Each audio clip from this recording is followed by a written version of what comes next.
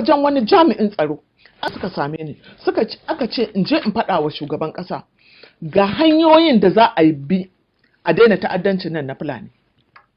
Amma suka fito suka ce su ba za su yi aiki da soja ba, su Fulanin suka ce su kuma ba za su yi da 'yan sanda ba, amma sun yadda za su yi da DSS, za su yi da civil defense, za su yi da 'yan vigilante. Na zo na ɗauki takardun da na je na samu shugaban ƙasa na ce masa ga abin da aka ce ana so a yi. In ka yadda aka bi ta hanyar nan, aka zo ya tura ni in je in ga wannan, in je in ga wannan. Zancen nan har yau ba a ɗaga shi ba, har abubuwan suka taɓarɓare suka haka. Abin da nake so ka gane shi ne, tambayar a nan ita ce me isa su Fulani za su ce ba za su yi harka da 'yan sanda da sojoji ba, sun ce don tare suke.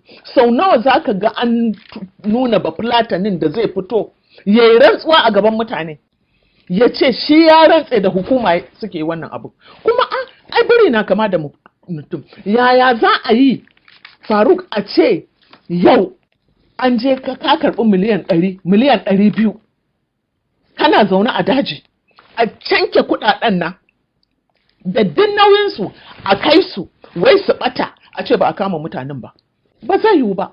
Idan ba da jami'an tsaro ake ba, sau nawa za ka ji an ce wai jami'an tsaro wai za su tafi operation sai su faɗa a rediyo da jarida wai sun tafi operation.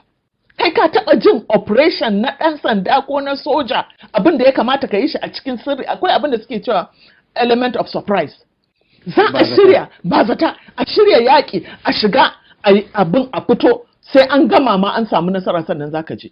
Amma kullum jami'an tsaronmu ba ma kamar su 'yan sanda, sai ka ji sun kama wani ɗan yaro sai ta mana wasan kwaikwayon banza na ƙarya, sun raina ma hankalin 'yan Najeriya. Sai a zo a ɗauko a ce wai gashi nan an kama shi, to kai laifin me kai? To ɗan sandan kirki da ya san abin da yake da hankali, ai kotu kai ka san za ka kai, ba kai ne alƙali ba. To daga lokacin da abin da ya kamata evidence ɗin da ya kamata ka kai kotu ka faɗa a kotu don ka riga ka tattara evidence ɗinka, sai ka zo ka tara jama'a kana sa bidiyo da wayarka kana tambayan wai to kai laifin me kai, shi kuma yana faɗa. To tun da ake faɗa mu ba mu taɓa sanin wanda aka kai shi ko aka ce gashi an hukunta shi ba. In an gama wannan wasan kwaikwayon, an gama wannan ƙaryar ta banza ma ta rainin hankali, sannan sai kuma wai a ce gobe sai a kawo mana wani. Ba mu taɓa jin ƙarshen fim ɗin ba. To ka gani irin wannan abin da isa zan ce maka Buhari bai mana adalci ba, dan shine commander in chief.